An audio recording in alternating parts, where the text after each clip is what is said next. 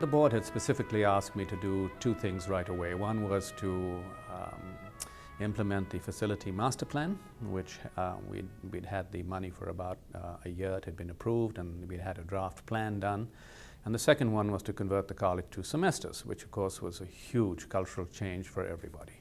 So that was the focus of my first 2 years, and they were big ones because they engaged the whole population.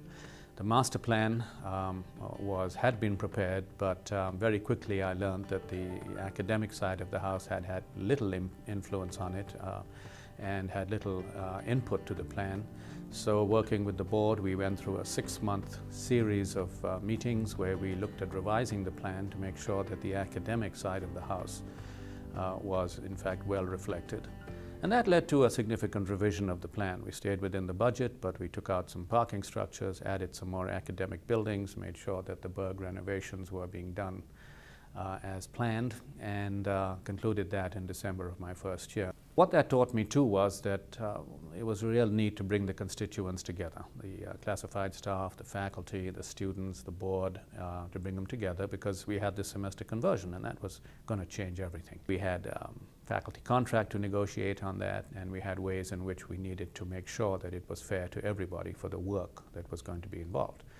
So those were the initial challenges, and we delivered on them. We had a good faculty contract, and we had a conversion that the college was complimented on by the ICCB, as well as certainly as president. Anyhow, I wasn't aware of any student whose progress was impeded by that.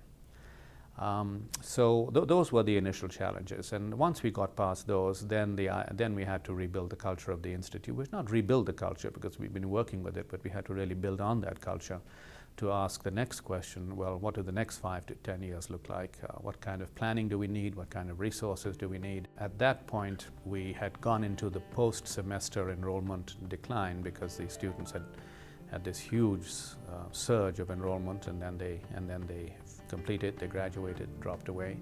And we had to take a look at that point at new programs, which we began to do. We developed a whole range of new degrees and certificate programs and outreach.